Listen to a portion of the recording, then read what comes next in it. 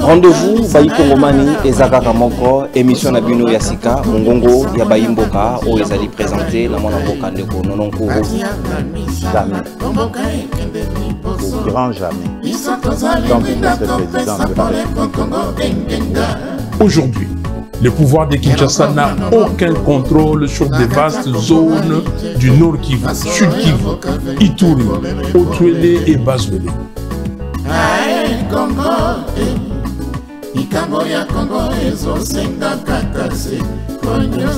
Philosophie, échanger tête, vous allez toujours namotane pour nous montaniser, batono sur bakoto sate, na di même non sur toko monsakaliser, baono sur bako respecter aux ezali ba principe ya yamana kanabino mongo ya bayimbo kate.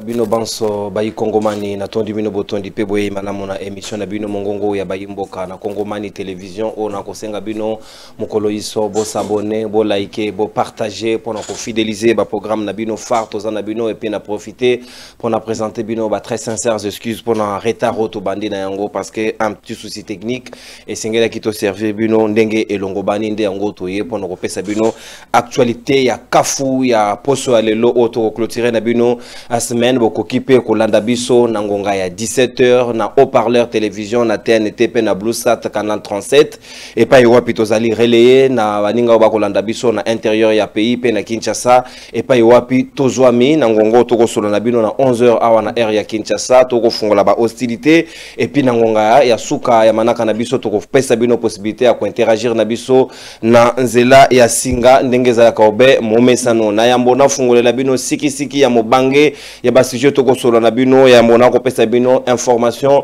mokoto yali nango na bokuse libota kaluina bazali vraiment na souci makasi ba ko luka ya bango elenge mwasi abiangami na kombo ya elenge Denise Kaluina Bakajika et pa iwapi akomona na te ça fait 6 mois azali porté disparu nde yango toko senga contribution ya ba service ya l'état des services d'intelligence et pe ba service ya sécurité ba luka lolenge kani ba luka ko rétablir famille wana ba retrouver mwana na bango parce que ba ebité ba déclarer mort tout vivant parce que na ngongo to ko beta di solo aza ko mwana na te pourtant azali citoyenne congolaise et singeli quand même azali na droit ya liberté na ye est-ce qu'azali enlevé est-ce qu'azali arrêté est-ce qu'azali kidnappé elongi na ye yango wana na banzi ba service ba koki ko sunga libota na ye pona koyeba e pa iwapi ezwami ye okozala tina pe mutuya makasi mingi moboko ya mokonza na biso ya sujet to ko sola lelo na bana mboka bazana ngai ezali obenini président de la République Félix Antoine Tshisekedi na conférence de gouverneurs au Sengede Sadimana Tanganyika o a signé ordonnance naye azali attendu mokolo ya poso alelo na Lubumbashi les 16 et pa iwapi sur place bakangi ba boutique bakangi ba école bakangi ba marché et tikadi bakangana ba hôpitaux pour que batu nyonso bakendo koyamba obe président de la République. Est-ce que dans une démocratie et Sengede Sadimana Bobongo ou bien to komi na ba pratique ya impair ya kala ya dictature? Comment se comprendre un président qui a gagné avec 73% ya électorat naye mais le lot est comme na koyambaye et comme na kokoso ya mobilisation? Pourquoi batu bako kende bango mon côté comme ko forcer bango le boko? Est-ce que dans une démocratie ça doit se passer comme ça? Boko mona ba image ya sécheresse so ezali ko rené na Lubumbashi na tongwa de l'eau, boutique fermée, police militarisée bako tia bato monte sengeli bango nyonso direction aéroport ya Luano bako yamba obe président de la République Félix Antoine Tshisekedi Tshilombo na ba marché ba kaboli ba jeton ba annonce salemi. Est-ce que bongonde sengeli ki et salema ou bien sengeli et les cas comme il se doit? Et puis ami badeto kozongela chef de l'état zaki très déçu na lolenge ba brutaliser ki manu militaire ideli se sanga na arrestation na ye na conseil des ministres ya mokolo lobby vendredi bango nyonso ba manifester indignation na bango vis-à-vis à la police na ba pratique mabe o utaki koleka nde ba konsengela bango ba sanction sika mutuna to komituna en 6 ans.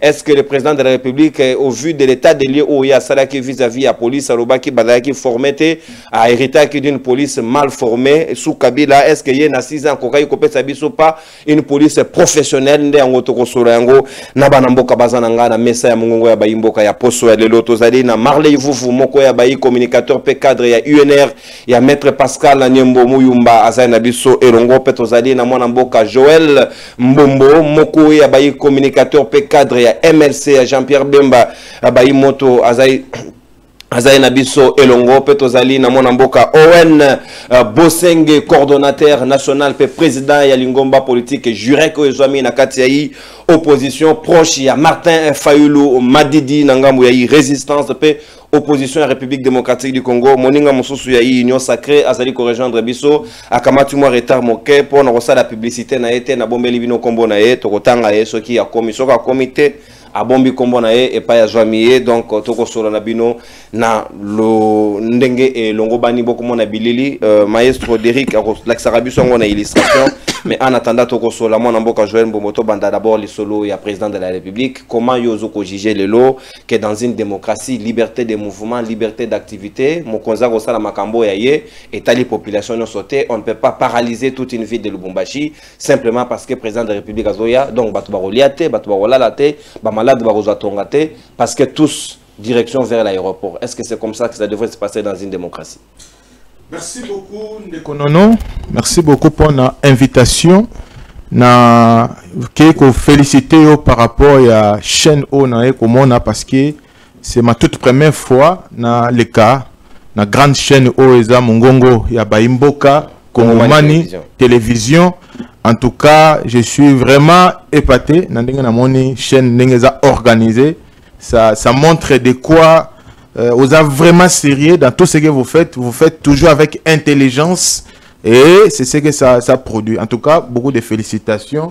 Bonne chance vraiment na Congoman et Kende Musika na bioza chouchou de la diaspora en tout cas et Kende Musika. Na pesi mbote na ndeko nanga Owen to mona na mikolo ebele. Na pesi mbote na ndeko nanga et Marley Vuvu. Je crois que nous allons faire un débat à la hauteur où il permettre à ce que l'interne et la population va éclairer.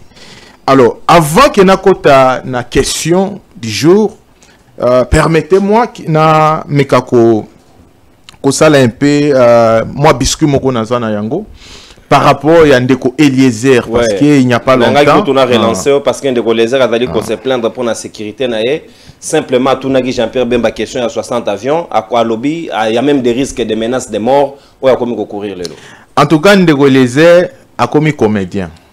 Oh, ouais, il est devenu un comédien. Na pesi Ndeko nangai Prince Kinan a raison. Ninga lobaki qui hémicycle on a commis place il y a théâtre. Là où nous sommes donnés de voir la théâtralisation à Makambo. Alors que hémicycle les a sika oyo bato ya boanya baza o baza ko réfléchir sur les destins en Mboka. Mais Ndeko Eliezer o a commis ko sala commis comédie a commis ko sala maboke na kati ya plénière. Fort dommage. Il pouvait être encadré, recadré par les présidents de l'Assemblée nationale. Malheureusement, il peut toujours monnaie. Apparemment, il n'a pas des pieds sur terre. Il y a toujours mon makamongo qui est dans désordre. Après avoir que ça la confusion, au batonyo sur ba moni yango, même ba o ba sala économique, ba comprenant que Eliezer c'est un confusionniste. Lorsque on discute concernant la loi des finances à 2025, il y a l'émission makamba projet à performance. Qu'est-ce que ça a à voir? Qu'est-ce que ça va? Projet à performance et un projet va recenser les problèmes dans un X secteur. Comment les faire la dévie de manière générale? Cap il faut atteindre. Ça n'a rien à voir avec la loi des finances. Là c'est à part. Et ça dévie va recenser ma Camoro dans un secteur. Il y a transport aérien. Pour na keto za na problème ité na transport aérien zo senga nini yango wana basala projet ya performance les concernés n'est-ce pas société na biso eza Congo Airways il faut baza na ba nombre d'avions au wana mais cela ne veut pas dire que ça va se faire en une année c'est impossible ce n'est pas en une année. Mais il y a une confusion alors que ça ne faisait même pas ordre du jour, l'objet du jour. Mais il a amené ça avec des confusions. Malgré que dit que non, on a une confusion, mais il faut expliquer, mais il ne comprend pas. À comme ce qu'on appelle la victimisation, en disant que non, depuis, ça qui débat, on a tout ça, est-ce que Motologo la Jean-Pierre Bemba Gombo? Est-ce que calcul a Ndegolese? Est-ce que a calculé la cahier? Aza député, oui, mais a calculé la cahier. Alors que non, pas menacé par rapport à quoi? Il s'est senti ridiculisé. Mais bateau, il y a opposition, majorité, bah d'accord, on a besoin que non, c'est un confusionniste. Alors, il doit revoir sa façon, il y a qu'à intervenir, là, il y a pas plénière. Pour bimissé les choses ridicules, n'est pas ça qui était. On a arrêté avec Babilogo, il y a pas victimisation en disant que non, bah ça va appel tout ça. Là, c'est une distraction. Merci. Alors, pour la raison par rapport à la question du jour, Mokonzi Mboka azako kitalelo na ville province ya Katanga.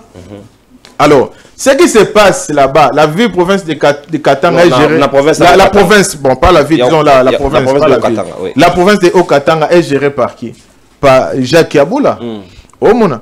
Babiloko yazo sala. Est-ce qu'il y a une autorisation par Mokonzi Mboka? Est-ce qu'il y a le but que non Mokonzi Mboka non Mokonzi Mboka il dit que non nazako ya sensibiliser bato kenda kozo bato ba marché ba boutique tout ça bakenda koyambanga non.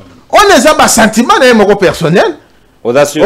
Oui, moi je crois parce que ce n'est pas pour la première fois que Mokonzi Mboka est dans X province. Mokonzi Mboka est dans la province. Quelle est la crainte à gouverneur? Est-ce qu'il y a un chef de l'État Salampiaka? Non, le problème est Zanini.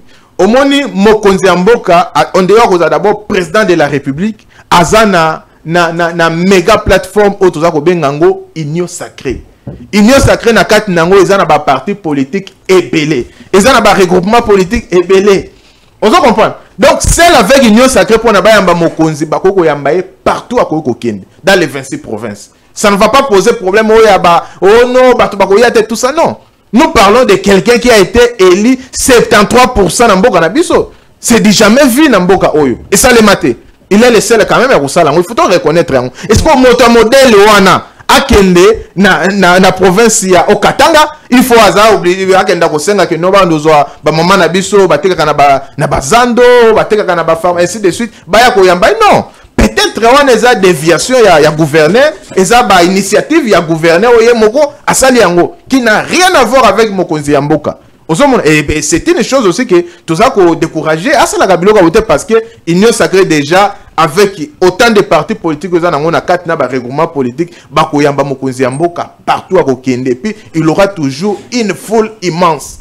Ça ne nécessite pas il y a Kokenda ko yebisa bato bato te la maman na biso bato ça sert à rien. C'est le gouverneur seul. Ça c'est le gouverneur. Là la responsabilité incombe, n'est-ce pas, au gouverneur Jacques Kiaboula Yemoto à Salini Elokowana. Mais président de la République n'a rien à voir avec ça. Au coup paralyser province parce que Mokonzi Mboka zoken et ça Babiloko Mokonzi Mboka azako koboyango depuis longtemps. Il dénonce ça que non, il peut pas se comporter. C'est comme si nous étions dans la deuxième République. Ba mettre le tobanda ko mona ngo ya lingazong c'est la biso non. Mokonzi Mboka ko akena province na ya Katanga ya Okatanga o sepeli ya Mokonzi Mboka akei aza libre.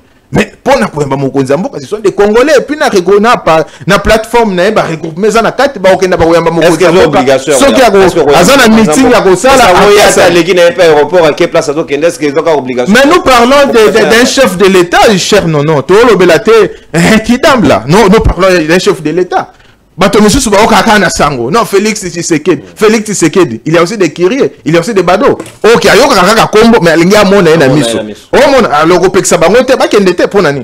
Aza Mokonzi na biso nyoso. Yo peso kaza ko leka peut-être les bosso na o ko pe ko kenda ko fungoli mo fenêtre zotala. Na ebi que peut-être ko kitate au mona bato wa mona mais o ko fungula mo fenêtre zotala. Tout le temps occupé pour parler. Ah non mais o tala ta na fenêtre. O fungoli na fenêtre zotala yo afati béton. Ah motango nde yo. Donc c'est voilà. Donc ça na ba sens wana. Motango mboka ye. Motango fati béton yo tout ça donc voilà. Et ça na sens donc concerne Babiloko, on a une initiative où il y a gouverneur, il y a peut-être à la limite avec, on appelle ça comme de la ville, hein? Voilà, peut-être Bango va tout basali ba initiative, on a pour satisfaire peut-être Mokonzi. Mais moi je crois que avec plateforme Nabiso Union Sacrée seulement et Koko Yamba Mokonzi partout à Koko Kind. Merci mon Mboka. Natondi Botondi Ndeko Nangai Joël Mbombo Moko ya MLC. D'habitude, donc le week-end, samedi, tu auras toujours vraiment, voilà, vraiment, je suis là disponible. D'accord, Natondi Obotondi. Si moi Namboka Marley, vous m'avez besoin de Ngamboayo, est-ce que ce sont des anciennes pratiques comme on réfère surface, ou bien chef de l'État, Babi qui dit mot consent, du moment où il ne se prononce pas sur ce genre de pratiques, c'est à supposer qu'ils ont un bénéfice et peut-être si ils ont commandité en gros, est-ce que vous êtes d'accord le lot que on ne peut pas empêcher Banaba Kende Kelasi, Batoba Tekana Wenzete, Batoba Fungola Boutique na Bangote, simplement parce que c'est un Bayamba Mokonzi, ou ils ont des pratiques mouboutiste, du reste il y a un père et Sengeli quand même ils ont honoré République démocratique du Congo. Merci Ndekonono. Narubanda na breaking news na yo. Ndekona ya moi si Denis Bakajika, ça fait 6 mois ba levaye to benga ngobongo, to bokoza na mboka to ba service to alete zali moto abungi. Mais après un temps, la famille a découvert qu'il y a la aner. Ah bon? Et que na aner tilelo ba pesa bango ni accès ba monaye ni accès à ses avocats. Nous disons, nous ne sommes pas contre le travail à bas service, mais tout citoyen arrêté doit être déféré devant ses juges non naturels pour qu'il soit condamné, pour qu'elle soit condamnée. Tout soit ça qui me bat, pas tika ça makamunaye. Quelle est la loi qui autorise au service de garder une Congolaise ou un Congolais au secret et avec interdiction, il y a visite? C'est une forme de torture qui est prohibée dans la constitution de Bisso. Parce que moto batien na bolo quand on a montouté. C'est-à-dire bah torturer moralement. Alors, tout ça qui est au bolobi M23, tout qui est beaucoup molo ba mikolo. Mais bah tu as nanga bokanga qui botia bango même pas un mois na kacho bosambisi bango. Qu'est-ce qu'elle a fait de plus pour qu'elle a 6 mois à Koutana Nina Mwasi nae? Na bande connaît pardon bon à moi si Nina famille nae Nina maman nae a outi ko ça la crise. Bon, nous voulons que batuya anero ba sala maramwana. Na ba service. Ce qui maman na koufi pour azole la mona na ya Mwasi. Ce qui a koufi nanya ko la responsable ya mort ya maman wana. Donc tous nous sommes en train de vivre. Donc je trouve qu'il n'y a aucune différence entre un mort, un prisonnier et un Congolais en circulation. Il n'y a plus de différence. Ndekonono na ena mutuna na yo. Ndekonanga mbombo erazuma kambu ya koloba mambo Eliezer. Non mbombo. C'était pas pendant la reddition des comptes. C'était dans une loi de finances qui était soumise à débat dans la plénière. Et ce que Eliezer disait, atangaki yango. N'a qu'un document remis aux députés. Donc s'il faut condamner le gouvernement et le bureau. Ils ont remis quel type de document hein, aux députés. Et les Ali. Et tout le monde a dit, réaction à Bemba Rotuna, maman Judith, et dans la Tchéa. Tous nous avons suivi. Donc Bemba et Judith étaient conscients que, bah, ça a glissé que le Coran. Quand vous dites que c'est impossible, pour nous sommes à 60 avions, je te dis, un Antonov moderne, c'est 25 millions. Ici, on détourne des milliards. La dette de la République est plus de 11 milliards. J'ai bien parlé en une année. Même dans une année, c'est impossible. Besoin de 2 milliards, il y a crédit dans FMI. Dans une année, combien d'avions Antonov? Combien? Antonov moins 25 millions. Quand vous avez 2 milliards de crédit dans une année, combien d'avions? Donc, tu vois, même dans une année, ce n'est pas impossible. Au regard aux multiples détournements, tout vivra. Vous êtes de mauvaise foi. Moi, je vous considère comme des criminels, des bandits. Au lobby, ensemble, on est commis là-bas. Il y a des comédiens.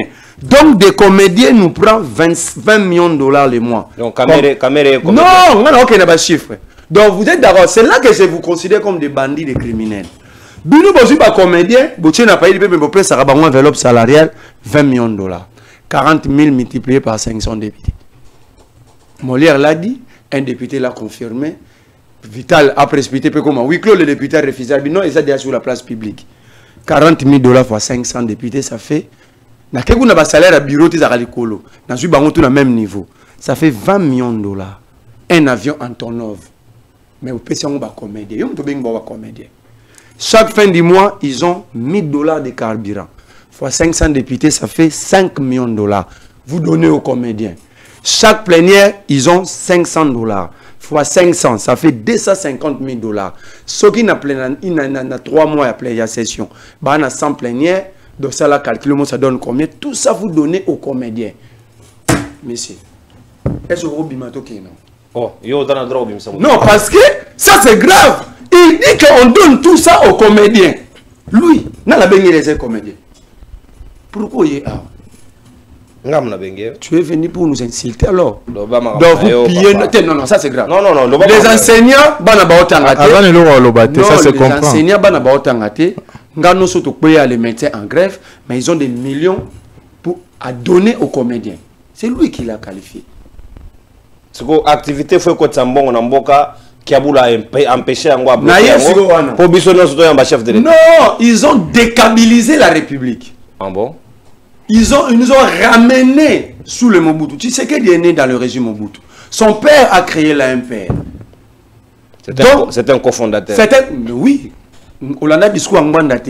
C'est lui qui vous dit que tu sais qu'il dit et Kabila et Mobutu étaient ennemis. C'est faux. C'était des meilleurs amis. Ça, c'est Honoré Ngwanda, conseiller à sécurité à Mobutu. Donc les deux amis vont monter à pied sa théâtre. Plus tard, banana bango bazongi. Bazongi babité, photo ça ndenge papa na biso bazaro sala. Conséquence, c'est ce que nous vivons. Tu dis, tu sais que dit, c'est impossible pour Batou. Tu sais que dit les Batou ba monete. Tout le monde a été que ça trop ça. Ngai place na mona tu sais que dit même venant les princes à Machiavel. Ton soy chef de l'État dans les cailloux que je livre. Mais vous n'attendez Machiavel. Atala Robombana. C'est que Monique, à part que ça comédie, bois sous Batalukuta, on a devant la carte. Ouais, c'est rien. Évoluer, papa. Non, c'est rien. La comédie. Moi, je ne sors pas pour regarder Félix parce qu'il n'est pas là pour que tu bima. Quand tu as la reine dans la cortège, il y a 70 véhicules. Il est là pour résoudre nos problèmes. Donc, c'est là pour le président. Le président a commis Michael Jackson. Selon conceptuel union sacrée. Au lobby, le président, 73% c'est solo. Le président a reçu 73%. À quel espace Twitter 57 participants. Seulement. 3 mois simplement après avoir été élu président. Ah, ça direct, live. N'est pas président tout ça, la meilleure résultat à 57 participants. Il nous suit. Le président nous suit, ce que j'ai dit, il est conscient de ça. Deuxième, d'ailleurs, il y a Twitter, mon espace pour les arrêter. Deuxième élément, au lobby, il est le chef de l'État. Comment Moutarouz est chef de classe et Sika Bekole est à la raté? Dans ce pays, il n'y a aucun chef de l'État. Parce que les éléments où sont à l'État, pas la biso et les sous-soutés. Celui Félix Azal l'État, qui a nommé l'administrateur, il y a territoire à Ouchou. Parce que parmi les éléments, il y a la territorialité. Est-ce que nous avons ça 45 territoires? Donc nous sommes dans un État imputé. Alors comment nous avons un chef de l'État dans Morabou? Deux, c'est la population. Est-ce que Félix contrôle les 100 millions de Congolais? Non. Parce qu'il y a d'autres qui sont gouvernés par les Nanga. Moi j'ai comme l'impression que les comportements et l'ignorance de ces garçons, la gaffe de l'imité, et ça contagie ces obés ça n'a pas. Non, on ne peut pas empêcher les gens de travailler parce que le travail, c'est parmi les éléments, il y a développement. Un pays où les gens ne travaillent pas, c'est un pays appelé à disparaître dans l'avenir. Tu sais que c'est un élément de disparition. Donc en réalité, le gouverneur a déclaré la journée. Non, ce n'est pas le gouverneur. Non, ce n'est pas le gouverneur. Le président, c'est l'homme le plus informé. Le président savait que c'était comme ça. Basala yango diana loi là ba fait film faux. Oui bien on te le ba la classe ba yamba président la journée ouvrable na loi là-bas. Parce que le président Datinda fait film Masuka. Tant à mon avis bango quelle est la sanction qu'il avait tolérance. Sanction ni nazwaki pour na Masuka. Tant il est président. Bon ton niveau mon amona yebagité. Mais à commune na loi là-bas il constate que Roba na fait bas na classe mais ba na wanyo so ya blé blanc. Ba telemi bazo yembelaye. C'était il était dans la joie alors. Azag informé mais il avait vu. Donc mon cher ami, on n'a que ces pays. Être tu sais que disent ou bien dans l'opposition et l'obité que tu comme ennemi. Mais nous devons rester propres dans la manière dont nous sommes la Mboka. Et l'eau qu'on va dans Lubumbashi, c'est au-delà de la dictature. C'est vraiment de l'idiotie de gestion. Empêcher. Maintenant l'État, on en a manque à gagner. Taxe, combien nous allons perdre pendant qu'on a besoin de l'argent pour la construction de la République? Vous, dans vos sentiments politiques, vous faites perdre parce que là, Lubumbashi a ville là-bas faire, donc on va faire tout. Et là, une ville morte étatique. Donc c'est l'État lui-même qui a décrété. L'État décrète des villes mortes. Donc, ce que vous demandez à l'opposition de décréter des villes mortes, le roi de Boy n'a pas de une ville morte. Pour tout le monde, l'économie est binomo beaucoup décréter ma ville morte. Regarde ce que vous avez fait. Merci beaucoup, Madame Boka. Tshisekedi, c'est vraiment Léopold D. Oh non, non, non. Je te dis, mais il ne faut pas extrapoler, papa. Je ne suis pas en train d'extrapoler. La plus mauvaise page de l'histoire du Congo, c'est Léopold D et l'époque de Tshisekedi. Merci beaucoup. Natondio Botondi. Owana, c'est un génocide économique et intellectuel à la fois. Merci beaucoup. Natondio Botondi. Lubumbashi paralysé, population iso, mon pas ça m'a cinq bino logoté. Mais Jacques Yaboula lobby, donc il y a des choix, soit au Vanino Landaku, soit au Yamba chef de l'État. Non, après si au Yamba président. L'administrateur du marché a présenté. Mais c'est pas une contrainte. On occupe aux mais si vous avez contrainté, pourquoi battre la force de l'ordre? S'il vous plaît, s'il vous plaît, tolérance. Tolérance. Moi, je Bosenge, lecture Nunio Zanango, Eryokomona Bilili Yabongo, Eryokomona Isaleli Lolengo yo, dans un pays de droit, dans un pays démocratique, bah, qu'on restreindre la liberté à Batou, il y a activité, et même l'État a reçu la manque à gagner, ou ils allaient ville morte, ils allaient manque à gagner pour l'économie Nabiso. En tout cas, merci beaucoup de la parole. Naza vraiment honoré Kozana Plateau Nabiso Awa. Et Mongongo ya Baimboka de Tolobaki, suivez-nous, on est souvent ici chaque semaine. Na Pesimbote chaleureusement na yo nononkoro. Na Pesimbote avec beaucoup d'estime na bako débatteur, monsieur Merlin Vouvou, mon cher Mbombo. Na Pesimbote na réalisation d'Eric Lubaki, na Pesimbote na Batunyoso. Je crois que ça a servi. Lecture nanga par rapport à sujet autre aux anango. Na lundi d'intervention et bien aimé des baouti koloba. Na zalaki na moi quelques recadrages par rapport à makambo oyo cher Mbombo alobi. Que non Félix Tshisekedi et rien que union sacrée kaka. Baoka koyamba ya sali plein pour quand même c'est sans précédent. Aza premier président dans le pays Nabiso a eu 73%. Mende Kombombo. Et tout le bas 73%, admettons qu'il y a une idée à Bakamuleta na Bakadima. 73%, suffrage valablement exprimé, ça qui a combien? 46%. Moins de 50% de Congolais a participé. Moins de 50% de Congolais ont participé. Déjà, suffrage valablement exprimé, on a 46% ya ba oyo ba sanrolaki. Mais à vote était. C'est-à-dire 46%. Parce que la vote est kitaki. Le 46%, et ça 46%, les Congolais ont une estimation de 100 millions, donc 46%, et ça 46 millions. Suffrage valablement exprimé. C'est-à-dire, suffrage valablement exprimé, le nombre de bateaux, alors, nombre attendu à l'électeur, des suffrages valablement exprimés selon les résultats. Il y a Kamouleta, on a précisé selon les résultats, Kamouleta, on a résultat. Donc, selon le résultat, Kamouleta Nakadima et Bimisi 46. Ça dit Félix Tshisekedi sur le calcul dans le nombre de Congolais dans 100 millions. Bah, on va reconnaître Félix dans le résultat où il y a Kadima. Autour de 20%. Et autour de 20%. Félix n'est pas populaire. Et puis, à ce moment-là, populaire, tu vis dans Mbimba. Félix a ça la tricage, tu n'es pas comme président IDPS, il y a parti. Donc, à combien de président la pays n'a tricage? La vie à Félix, on va la popularité. Vie Mobimba Félix. D'abord, Félix au Talika. Félix, bon, moi, il n'est pas charmant. Oh non, non. Voilà la physique. Moi, na soye bisayo. Omoni batumsu bazala ko senti que mutumo bataza shege. Dégager énergie. Ataza shege. Mo senti que pecho azala makamu. Yo mona ngote ya. Boko mana miso ko mona bato utamu ataza shege. Mo senti que pecho azala makamu. Ataza journaliste, o senti que azala makamu. Ataza chauffeur. Félix azani loko ate, je vous jure. C'est le loko le petit Félix valeur. Et ça qui président de la République. Félix a amené au rêve, et puis il y a lobby awake. Félix Tshisekedi sur l'équipe quand même aux Arapo on a des activités dans la presse Kassa. Vous voyez autre. Ce qui n'a qu'au Sinzamba Pinir Natili Wana Nata Félix Aoleka qui paquette n'entend. Natalanini.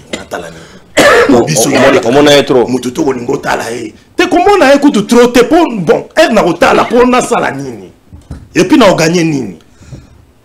Oui, il y a quelques badauds, azana posa fata la présidente de la République, mais kokanisa te batutu bana posa batala. Pour côté nanga soka leki balakisaki ka bato ba dollar, balakisaki ka ba photo ya ba makambo ezo lekana est nde balakisaka Félix Tshisekedi. Côté ngana zalaka. Et puis dossier o ya constitution, ngana omofanda na ba yanke, ofandi na ba yanke boye. On dit que mutu moko boye ya niveau wana ya réflexion mais azo évoquer linga ba sija constitution vient na yoka donc la maîtrise article 89 ko le kana mama jidit bi bandi ba toucher sous constitution mutu wana penda ba mekaka tota bango boule na bango sokeza ngabi totala bango boule na biso ya ndeni totala boule bazana ngo ya révision to ya changement soki bazana boule ya révision totala biloko ni bani ba réviser soki za boule ya changement ou ande komi dossier mususu o biso to sepela nango te ça dit mutu nyoso azo évoquer ngona mama ya ndunda bah il dit que Félix a touché constitution, or il est mal aimé par la population, il gère très mal les pays. Mutuana bakoki kolukati ba bakisa ba pesa mo kano ya ke ali kisa mindelo ya mandami bale. Félix Tshisekedi kokende na ye na Lubumbashi. Problème est que au monde na ba province na biso ba gouverneur na ba province ba gérera na ba province ndenge biso capitale ya mingezate. Erreur wana ki abola sali ba province misusu pe ba gouverneur ba sala ngo bana ba biloko moko boye po aluka a séduire président de la République en tout cas ba jour wa yebi que président de la République akoya mobilisation bana classe ba saele ba poème ba récitation ba yemba ba to ba ki ba bisalate ba to belé ba osala ngo ici nous sommes juste en train de rappeler que et ça ba pratique moko boya malamu penza mingi te ndenge na ko renchérir na maloba o ndeko nanga Merlin alobai awa et ça manque à gagner pour l'État. Ba société nyonso ba boutique nyonso ba activité nyonso na soki bo paralyser yango mais ça manque à gagner le koni nga ekota ko comme gouverneur de la ville électricité ke mboka ne komi ya yo que tu peux faire perdre na kati mboka ba recette o akoka ekosala parce que les lots se trouvent que librement bato ba kene ko recevoir chef de l'état et kozala nango kaka élégance sur le plan démocratique tout ça là comme partout ailleurs dans la France dans ma pays c'est toujours rêver Congo et lobby ezala bien. Pour contraindre bateau directeur ya marché na bango la Lubumbashi on a ce qui kachama un certain kachama n'habite kachama on peut soit originaire à côté ni kachama a komeli bateau na ba ticket au ticket bateau ba sombra ke chef de l'état ko ya les 16 ngala tangango tanga pa pichu mangaya tanga on a fait so liezanini entre arriver chef de l'état na ticket ya Zambia au moins que ça pratique mon kobo na ebi je connais bien Bombo c'est un garçon azalaka na moi honnêteté moi té azalaka na honnêteté na ebi que sur le plan politique il a fait juste pour na koluka ko défendre kana bango mais ebi que ça pratique mon kobo on peut pas accepter à condamner ça la bongo donc to ko accepter que ba pratique ya bongo ezala en tout cas il faut ko condamner ngo makasi to linga et tambola ba province misusu te bo forcer biso ko linga Félix te bo forcer ka penza non bino bo linga vade parce que le problème na biso eza maraba politique ya mamba botete mamba bonene te c'est pas question d'amour eza mamba intérêt population et lo kwa kolinga yo kaka sozo pesa ba réponse ta ba besoin na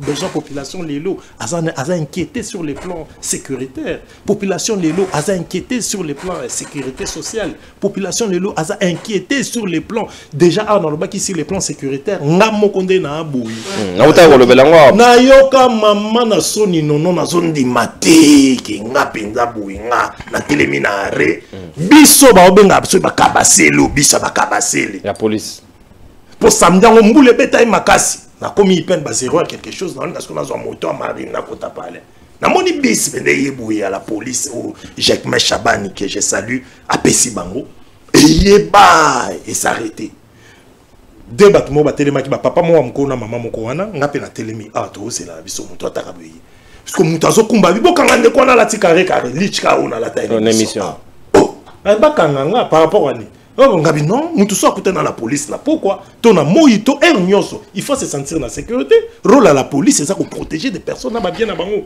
monsieur police kanganga ba carte na nyoso yango ote yondo komo la police musala na ngabi kana kompa mambo sate topotani na batuana bakati forme bakati na ba pantalon na ba lich tout Nathalie ka papi via la baboma bango pona dossier pour ba ba te mon entier mais biloko atongaka na tension atongaka ngo liboma te babomela biso papi via la na petit chico camère vital camère président assemblée nationale ayaka yebi yango baboma bango ba jeune ba utaki na bango sakombi komela bien bazo mata puta na ba policier ba menasa bango ti lokwa bango ba ngaba la ki ba sportif ba beta bango ba mboma ba kufa vif On qu'on parle le 9 décembre 2013, tolé là. Parce qu'on a boulé, si on a quelle résistance, boy, bah, qu'on bétangé le sabotage. Na obtempéré, na côté na plante. Ce qu'on a ok, on va mettre un type de gens à tati. Bouzoba. Donc, tu as une émission, en tout cas, tu as plan tout. Ce qu'on a gagné tant de beta. Pour te beta, tu as dossier. Qui que ce soit dans Mokili, dans le monde entier, je l'ai dit pour sauver un Congolais. Ou à Kokuta, na biso na Kabasele, na pourquoi ça la confiance parce que la plupart il y a des policiers ou na baza moins serré. Identification na zo ki biso na ba bengi yango Jemmy Charlie. Possible ba biso na ba ochaka ko moko boy. Il y a ba o wana baza Jemmy Charlie bazo utamitendi. Groupe mobile d'intervention. Batu baza na rapport na bango baza na information na bango ebele na ba plainte. Bazo lia kaba na émission ce sont des kuluna, il faut mon degré ba olia nga ba plan.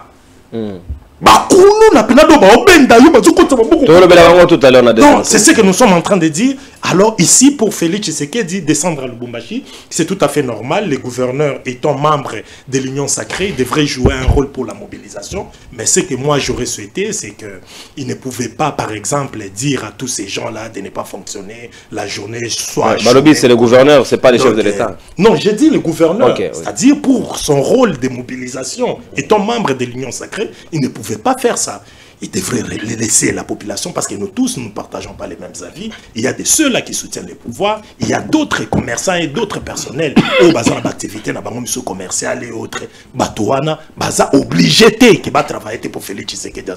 D'ailleurs, Félix Tshisekedi, il gère très mal ces pays. Félix Tshisekedi, il faut biso qui n'a sa mobilisation. Il faut dans sa mobilisation de abattre ba pesa ka mu Congo. Balaksa et papa façon mboke zo kende yangote. Insécurité zo komaka grandissante. Insécurité sur le plan social nzala. Non non na ebiso na minito sa combien lo c'est comme 2500 côté na biso. Na été ce côté na bino 2300 to combien. Oh ba bon rentre maintenant sur 1600 1650 lo soit Lyon. Na minito poisson et zo réservé à une certaine catégorie. Poisson kaka poisson petit na mo boya ndunda e lo balanga vie oui que poisson zo mona na té. Gabi. Chercha. Abi comment poisson comme ma chère. Gabi mais to fabrique ango te ou ta libanda. Abi ya na mibi. Ezo mona na. Pourtant to paye à partir mai kuna. Quiz et longo na ba prix ça la quiz ça comme 9000 francs 1 kilo. À longo na 7800. Avec Félix Tshisekedi. Si to fêter biloko ngo matalisu sukaka. Siko batu loko Thomson na mona te ba kotina mbisi moko boya mungusu yepe so so mati. Si vous avez Félix, ça cause la gazoya dans Mboka. Non, la population partout. Si vous avez gazoya dans Mboka, c'est là. Bon, c'est là nini. Il faut être fou pour OCP. Non, c'est quand même trop fort. Il faut être fou. OCP là dans malheur. Pour Mouto, il peut y avoir place où on a souffert. Mais ok, nous avons beaucoup. On a conscience. Donc bref, et ça la question nous en regrettons, nous souhaitons que les jours à venir, que dans la province Missoussou, le gouverneur de la province, il y a une redévabilité à ma casse dans le peuple. Pour le passage dans le gouverneur, attends les luttes après 10 ans, attends ceux qui s'y mettent et rattraper au teke, au salaire qui va pratiquement comme il y a malam Benzamini, tout ce Kabila qu'on a tout décrié à une époque à Mobutu, tout décrié à une époque à Joseph Kabila, alors avec Félix Tshisekedi, les souhaits et ça là qui te corrigé Babilo comme ce sommet, avec Félix, nulle part correction au salama. D'ailleurs, situation est s'empire. Merci mon amboka Owen Bosenge Natondi Botondi. Baimboka na kosenga bino bo like, bo aimer live to kosa na bino ezali penza moto ya makasi to ko sepela na bino parce que bozali ebele ya ko renouveler biso confiance na bino bo partager surtout moto na moto à vérifier si réellement azali abonné na Kongomani télévision bozali ko landa biso minute en relais na télé news ya Patrick Lokala auto PC Longonia et pa Joami kuna na boloko ya parquet ya Gombe to tozali elongo tozarele kuna pe na télé news bokoki ko s'abonner na Kongomani télévision to pe na Congo news na télé news il y a pas de souci bo landa biso ndenge elongo bani Kongomani télévision des alliés télévision na bino o to ko pesa bino ba émission patriotique parce que c'est très important à conserver bino pe ko pesa bino les vraies informations sans ko maquiller yango ndi yango to moni to ko le kasika na deuxième volet ya sujet na biso mais yambo to compte na deuxième sujet où état de la police le lenge kan bazali ko se comporter na brutalité dans la manière d'agir to ka maintenant nos transitions il y a élément moko il y a reportage il y a terrain na côté ya Kingabwa na commune ya Limité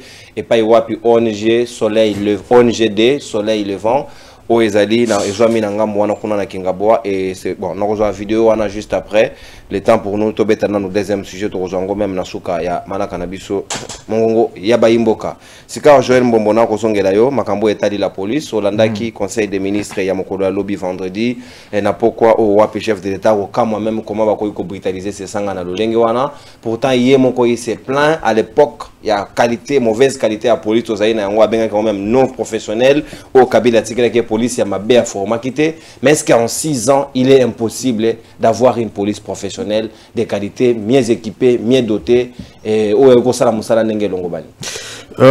Merci beaucoup Ndekonono une fois de plus na yoki ba intervention bande konanga permettez-nga quand même na rejoindre bango et puis na kozonga na deuxième question. Na yoki Ndekonanga merle vous azo sala ba incantation na awa tout ça je me pose la question il pas linga comme ça une grande émission ou de haute facture le rôle na kat na émission gande to comme remarqué en ces derniers temps je me pose cette question. Alors binanga oh non d'ailleurs yorutu ozana Twitter te ah oh bon agende konanga ala plus na biso ce n'est pas pour le débat de forme mais plutôt de la forme et ainsi de suite. Je t'informe que non moi je suis na Twitter depuis longtemps et puis ce côté na compte na même plus na plus d'abonnés que yo au point d'information peut-être évité. Alors aye ko lobela biso que non mais Fifi Masuka ayaki na bana tout ça une fois que président de la République a kendaki pe na Lualaba. Alors bien mais ce qui président à mon avis il m'avait fallu engaler la Fifi Masuka. Ah, je me pose maintenant la question. Ce qui même président de la République a remarqué qu'en sur place. Azaki dakona na Fifi Masuka te. Il faut ça lango publiquement. Mais c'est que les landalo Kabula non. Ceux qui cherchent l'état comment ils me content. Non, c'est que parce Kabula que non, tokende logiquement parlant. Non. Tokende excusez-moi. Molo. Odaina maina yo. Tobandi na kaya ya Lualaba. Président de la République aki na Lualaba akutani na ba école ba eko yambai. Ceux qui président de la République on les connaissant certainement Ablamaki Fifi Masuka mais cela ne va pas se faire publiquement. Fifi Masuka a quand même pourquoi quand même gouverné au monde à quoi ça lango publiquement c'est ce que je voulais juste le dire à quoi qu'on remarqué en mais a quand même au conzipé na province na quoi ça lango publiquement donc toi accepter quand même les arabes ay kolobali susu oh non yokuto lobe au mérite qu'on recadre que non même si bah moi j'ai déjà dit au début que je ne suis pas d'accord avec ce que a fait Kabula parce que bah pratique on a ils ont pratique ils ont remonté na deuxième république au que bah baboya yango na condamné yango mais yo mo lobi nini yo lobi non mais pourquoi ba pesa ki ba jeton machin yo et non mais ça ba pesa jeton on les a convocation obligé ken oh non mais pourquoi ba tche ba police mais la police c'est normal président de la République Azakoya pour sa sécurité tout ça parce que c'est quelqu'un qui doit être quand même protégé on est d'accord là-dessus. J'ai compris l'intervention en déco excusez-moi c'est intéressant avec ozong sabiso lisusu par rapport ya vote au nom mokonzi mboka ezalaki alobi 46 millions 46% il y a personne entendu en principe il fallait s'enrôler il y a suffrage mais en réalité il s'enrôler qui a lobé ils ont moins de ça voter qui ils ont moins de ça mais ce qu'on remonté même dans l'élection il y a 2018 moi je viens de voir ça les APK autour il y a 46 millions de personnes. On comprend. L'élection, c'est les magas, jusqu'à présent, les élections, il y a 2006. Et puis, nous devons avancer. Vous allez sentir, par rapport à la statistique, il y a une diminution. Ça se fait aussi sous d'autres sites, même ceux qui sont en France. Au moins, il y a désintéressement. Il y a plus d'engouement. Ça se fait partout. Et ça, c'est que les Cambodges ont imputé, non, parce que c'est fait par Félix Tshisekedi, non, comme au gravité, comme ça, non. Et puis, par rapport à 46% à Zolobela, il faut tenir compte que lorsque les gens qui sont éligibles à avoir des cartes, ce sont des majeurs. On est d'accord. Il faut aussi tenir compte de Miner Baza. Mais 73, est-ce que vous précisez à la population que non, non, parce qu'il y a Zolobango, il y a gravité, mais dans le sens que non, Tshisekedi est moins populaire. Qui a dit Alors que, non, par rapport à... Non, il y a mon taloba, il y a un taloba tout na sima. Il y a un taloba. parlé des 73, je n'ai pas parlé de...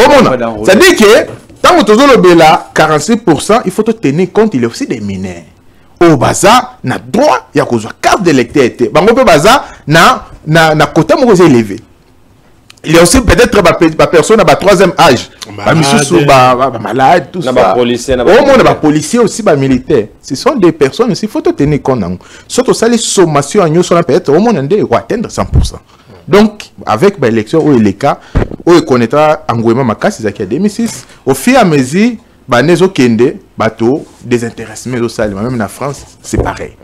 Donc, je crois que c'est... On peut utiliser bouteille pour vous désaltérer, c'est important. Alors, gorge, comme moi sec, ok. Alors, Nazongi Lissousou et pas Nani, et pas Ndekonanga Owen, je salue quand même son honnêteté, hein. Il a été clair par rapport à Makamonenge et les cas qui, par exemple, n'arrivaient toujours à président de la République, dans nouveau alors là, que non, souvent ce sont des gouverneurs, bateau bazar pour multiplier, ça là, c'est déjà d'initiative. Mais en vrai, ce n'est pas le président, peut-être le président n'est pas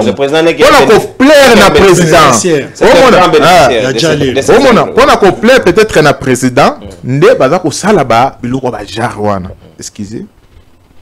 Mais là na yo papa. Kabassé.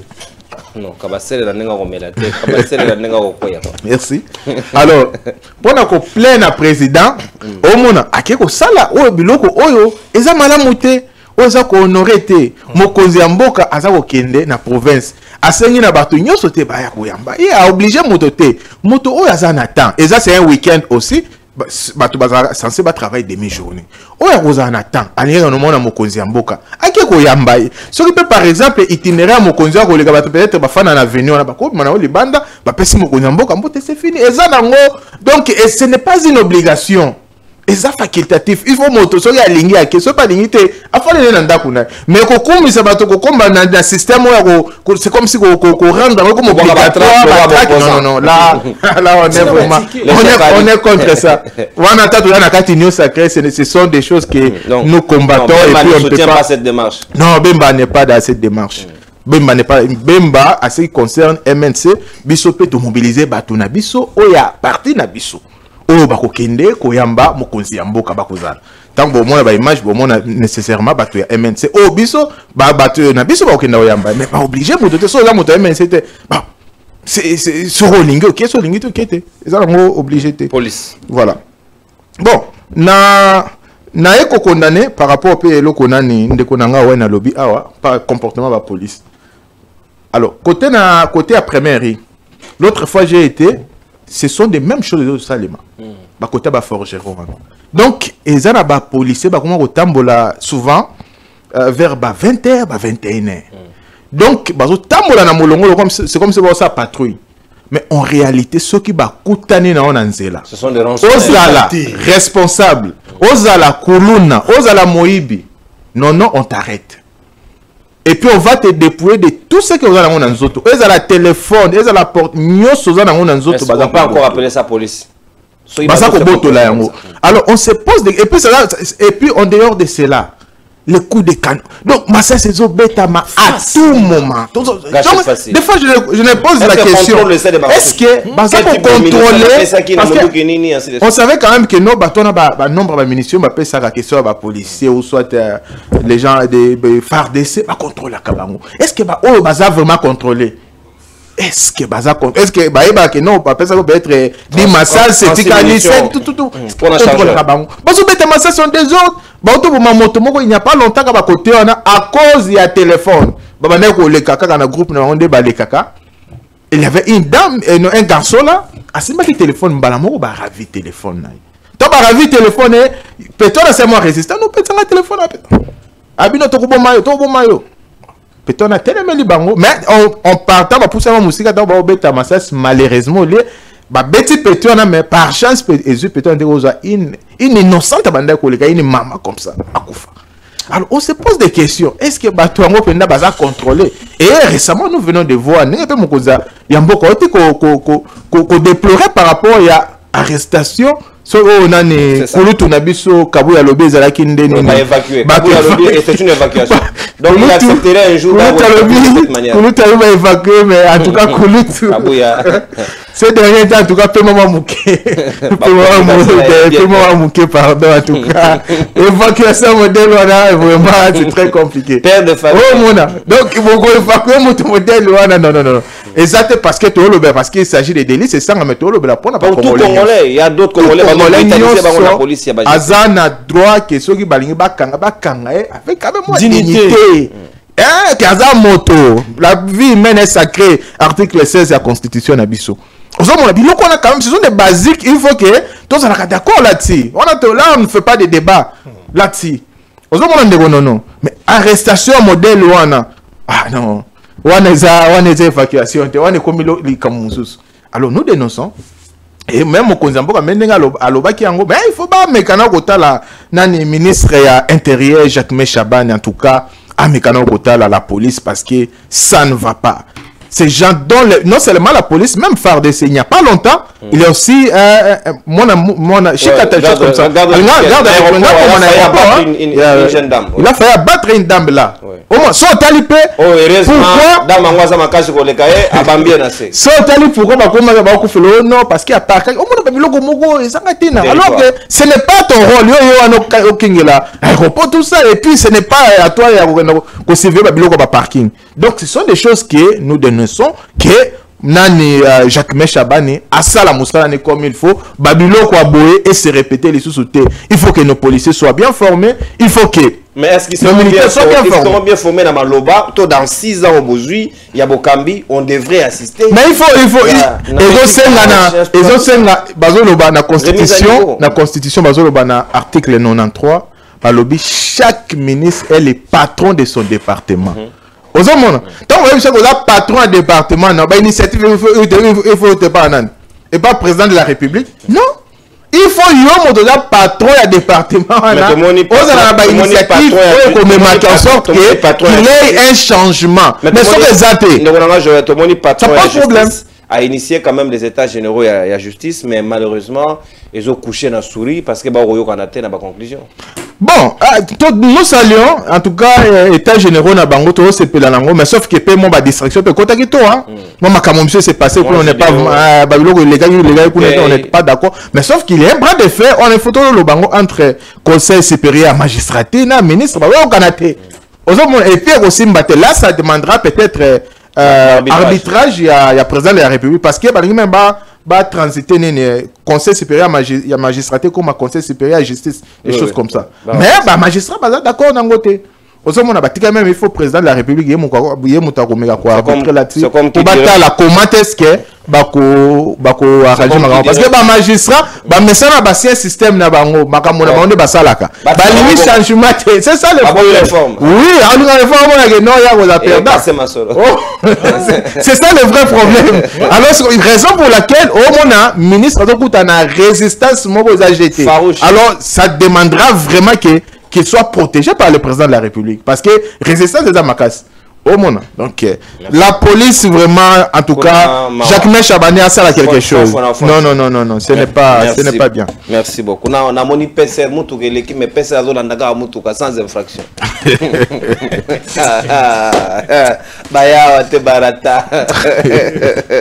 Aucune infraction ni na bi l'axe mikanda. So PC mikanda kenao. Donc vous êtes obligé d'aller les suivre. So que on a créé l'infraction, ba osambisa yo, ba oselo kimili ambon. Et ils sont intéressés par l'argent. On tourne en équipe ou après quand on a quittant, soit au PC quittant ça varie prix. Donc soit au foot on a prix, soit qui n'a quittant ça varie prix. Je sais pas comment ça se passe alors que baman transactionnel doit n'anyo soit c'est discutable. Au Coca-Cola. Ça c'est population foyer ba on va Coca-Cola ra yango. Même mbongo va foot ça la fourrière voilà des $35 ainsi de suite. Au Coca-Cola on type au PC 8000. Malheureusement est-ce que au PC l'état au PC. Tout ça aussi. Il faut nous aider à mieux faire les choses. Soldats aussi, Marambo, on a beaucoup. Marley Vuvosika Malobezali Ongamboyo, et ils allaient lier à police Nabiso, voire même l'armée, et Sengeli quand même base à la plus disciplinée, comme on dit, la discipline est la mère des armées. Mais toi, au monde a auto quoi assister le lot, surtout la police, c'est quand même grave. Ceux qui chefs de l'État doivent se plaindre, bah déplorer cette situation, mais en réalité, ils n'ont pas trouvé la bonne solution. On peut sanctionner 2-3 individus, ça ne change pas le système. Où ils allaient là bango, Camer s'est plaint dernièrement lobby.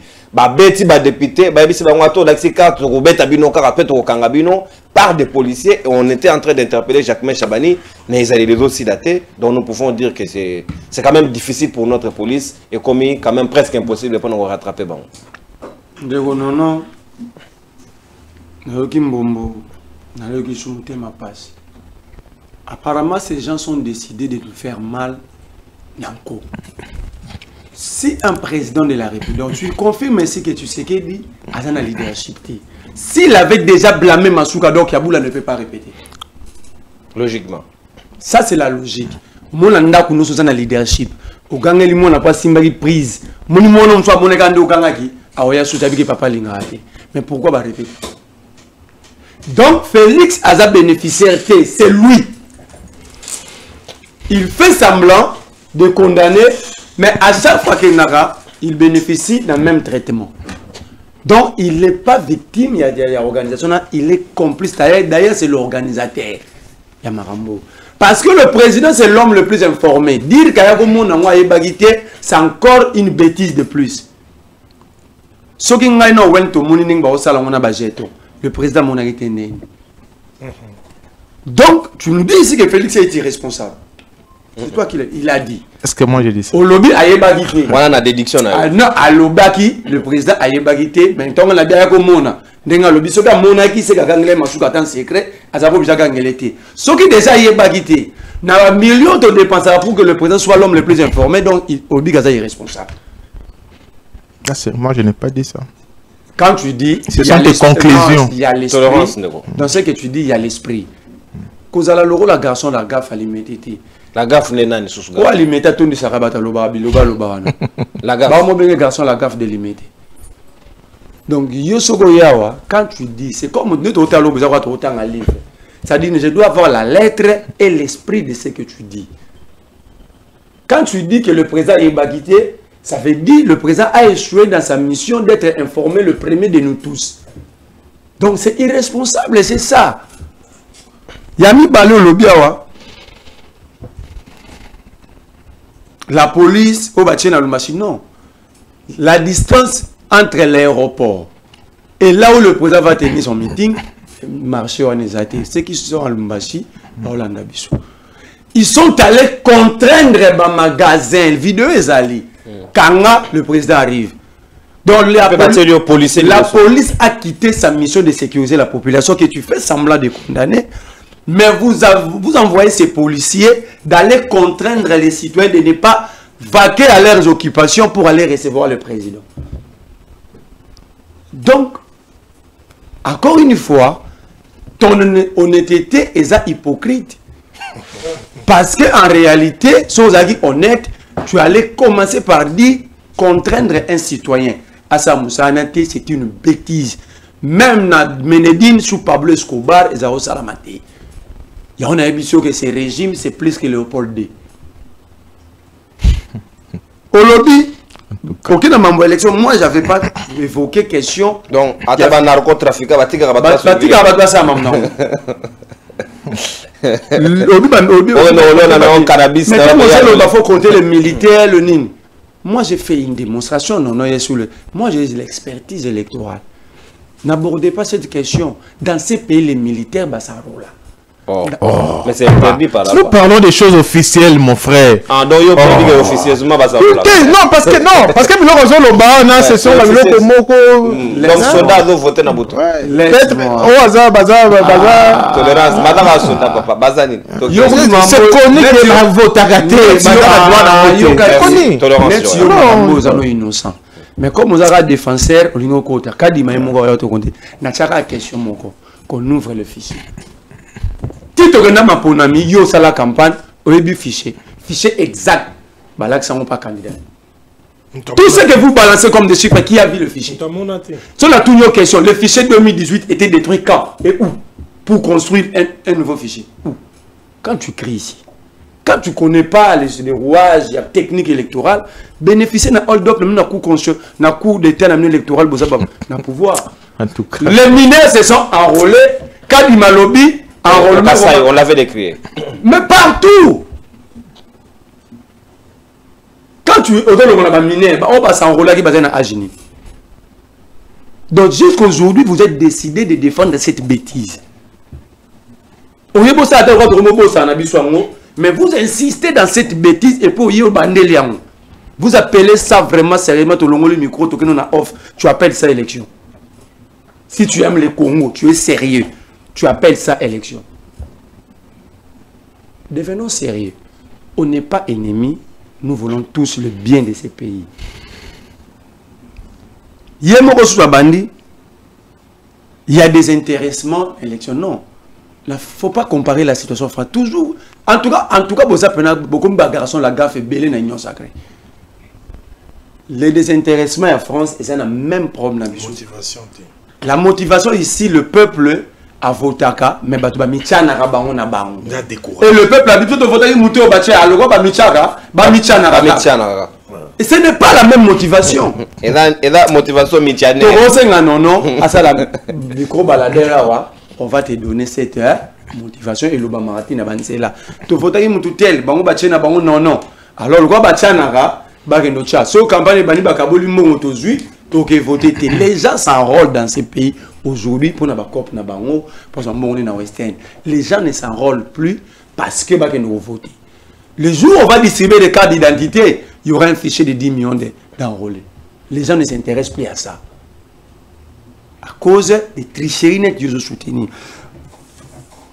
À condamner Jacques Chabané, il s'appelle sur le secteur. Il ne faut innover, même pas innover quoi dans le secteur de transport. 60 avions. Il y a beaucoup, il y a mari de nuit, tout il y a qui bombe. Il y a déjà des appareils commis en leasing. Non, c'est déjà arrivé réceptionné dans l'aéroport. Il n'a pas d'information. Je donne l'information. Voilà. Vous volez l'argent, mais vous avez des avions. Oui, il y a des appareils. Et puis tu es sérieux, nous avons information. Quelqu'un est sorti dans mes médias. C'est pas une information. Vous devant les évidences, il faut se mettre à c'est la raison pour laquelle ils sont en train de faire endetter la République pour rien.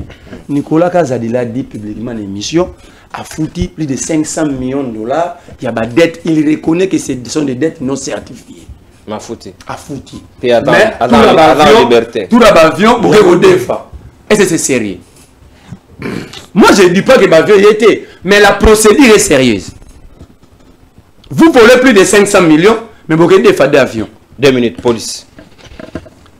Bemba Yemoga, Yogi avion Moulay. Awakara, Babis. Simple embouteillage, Bemba démontré qu'il y a un police, la police. S'il vous plaît, supportez peut battre un combat président. Supportez. Bemba, si tu as un embouteillage à la crise, il y a un pan. La télémérie chef de l'État. Si Bemba était sérieux, devait démissionner. Cette décision, 1, il a modifié les codes de la route tacitement. Il n'est pas législateur. Sans panneau. 2, ça produit quoi? Il a pas d'imagination la personne que tu défends. Je viens à la police. Non, non, le problème ce n'est pas simplement la police. Le problème c'est dans tous les secteurs. Rien ne marche. Bah, enlève-moi ça matin à service awa. Où est le chauffeur de Katoumbi Tchétché? Est-ce que c'est la politique? Pourquoi ni famille, ni avocat ba monnaie? N'a pas si mbote na maman princesse Dominique Inamizi. Elle a tweeté à dit, je pense à mon frère Chéribin Okende. Quand on discutait sur la politique publique, la religion. Moukebaï. On parle de la Moukebaï à Sambarate Pouani. Prévention, une année, il y a peine, mais on a 18 mois et 2 semaines. 7 rikouni. On va pousser procès parce qu'il y a état généraux de la justice. Donc, il y a arrêt de fonctionnement de la justice. C'est ça. Bernadette Tokwaoul. Abimou tout a une kangele nandao. On parle de ces scènes, c'est tout le monde qui est là. Tokwaoul à la maison. Montagne na manifestation. Azoinda police et Ozoinda. Mais j'ai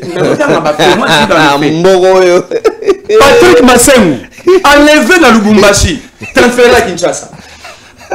Sans l'information à ses avocats, ni à sa famille. À Kinshasa, personne ne connaît. Zela. Cette police est quand même exceptionnelle. Donc, on t'a manifesté dans Zela. A commis peu l'andao. Abima écoute, tu as yendete. Azalanda. Dans Basulier, il n'est pas dans la vie signataire. On connaît la police parce que tu en as chaque jour, mais ce qui se passe dans ce pays est extrêmement grave. Ceux qui devaient être menacés par la police sont en liberté. Par exemple, Nicolas Kazadi. Pourquoi Nicolas Kazadi a bénéficié des immunités tribales? Nous avons un autre ici qui nous a pris 70 millions, qui chasse à 0 trou sur les genoux. Alexis Guissaro. Il bénéficie des immunités Banyamouleni. Oh, il y a des immunités. Mais pourquoi nous, dans le Parlement, nous avons 70 millions. Mais nous avons 70 millions de caissés dans ces pays. Mais reconduits dans le même ministère. Dans ce pays, nous avons tous été escroqués. Naram. Mais Kibasa est reconduit, il bénéficie des immunités parentales. Beau-frère de la présidente. Vous voulez que je vous dise le cas? Vous condamnez que la police, dans tous les secteurs, les Congolais ont perdu leurs droits. Les Congolais n'ont plus de subsistance avec ces régimes. Dans tous les secteurs. Dans tous les secteurs, je mets au défi, Tozawa, quelqu'un me cite un secteur de vie à Congo et ça vit. Sous ces régimes. Qu'on me cite un seul secteur. Alba a condamné ma policier. Le président reconnaît qu'il a hérité police à Mabé. Mais pendant 6 ans, qu'est-ce qu'il a fait? Pas de formation. Parce que, pas de remise en niveau. Quand Bombo dit, faut battre la police, soit non, Bombo, faut dire aux Congolais que nous avons échoué. Et quand tu prends conscience, tu dois quitter ces camps-là. Parce que dans la mission et la gestion politique, il n'y a que 2 éléments majeurs. 1, la sécurisation de la population et du territoire. 2, l'évolution sociale, il y a peuple. Le 2, qu'est-ce qui est fait? Ni le territoire est sécurisé, ni la population, ni le social. Alors, si tu reconnais, pourquoi tu veux vivre dans l'échec? Tu dois quitter. Si les imbéciles ne changent pas, Dieu t'a fait grâce de comprendre avant, quitte. Donc, les comportements de la police traduisent exactement les comportements de nos dirigeants. C'est ce qu'ils font dans tous les secteurs. Est-ce que Jacques May est dépassé? Est-ce qu'il connaît d'abord la sécurité? Faire le droit pénal n'est pas être expert en criminologie ou en sécurité. Nous avons quelqu'un ici, ministre de l'aménagement du territoire, à comme ministre de la Fondation Ouidal et Forage. Tout naïe. L'aménagement du territoire, c'est le secteur clé. Yamboka. Bon, on accepte un plan dans mon place, ni bon, on a 6 ans, plan d'aménagement. C'est l'aménagement qui doit nous montrer où est le plan d'aménagement. Ça veut dire que ce sont des personnes qui sont arrivées au pouvoir par accident. Ce sont des accidentés pour le pouvoir. Merci. Il y a pouvoir pour ne rien faire. Il y a une situation où tu sais qu'il y a du circuit. Mais ils ne vont pas donner des réponses pour 2 éléments. 1, il y a un pouvoir sans être préparé. 2, ils sont en panne d'imagination. Si on a un débat sur la Constitution, tu vas comprendre le niveau de ces gens. Merci. Moi, je considère d'ailleurs toute union sacrée comme des illettrés constitutionnels. Merci beaucoup, mon Mboka. Nathan Diobotondi, Marley Vouvou, Narope Sambote, et pas Mama Gaëla Rolanda Bisso depuis la France. Mon coeur balandi monene ya mongongo abaimbo kaba Congo mano bazali ko s'abonner. Nathan Diobotondi pe na komona ndeko Israël mena la famille to like vidéo na komona ko sala campagne monene kuna na live donc esengeli akosenga 100 like par émission selon ndenge akosenga kuna bande ko bosala mo effort wana ya ko liker ko aimer vidéo au moins moi pouce mo kozana au fini yango favorablement et ko liker et ko sala biso malamu makasi mingi penza donc bota tapoter ndenge maître Jacob Mbanga lingaka na to na pesi mbote pa Zwami et puis juste après intervention ya ndeko Owen Bosenge na ko zwa bino sika na nzela ya singa to zwa les quelques appels pour que to yo kapé makanisi na bino par rapport ya ba question to ko sola lelo est-ce que to zongi na MPR ou pas ou bien to ko vers une police non professionnelle, mais avec conscience des autorités de ne rien changer, tout dans la situation à statu quo. Est-ce que Sengeli Mboke Kamba Malolenge wana topé Kamba Malolenge wana te, ndango toko sura na bino tout à l'heure, bobongisa ba forfait na bino, appel normal toko zoate toko zoaka kaba appel WhatsApp na numéro wana ezali affiché na côté ya kombo ya ndeko nono un courroux serviteur na bino. Mwana mboka Owen Bosenge na ko zo appel juste après intervention na yo. Est-ce que vous allez d'accord les lots que lolenge au police yo mo qui victime, on ne parlera pas que de toi. Il y a des milliers de Congolais qui sont victimes de ce genre de pratiques et Sengeli to réformer en gros, to changer en gros. Est-ce que ce n'était pas possible en 6 ans na mandat de Bosona quelques na une année autour de presque 2 ans, mais rien n'est fait de ce côté-là. Est-ce que Sengeli peut de bouger la constitution pour former la police?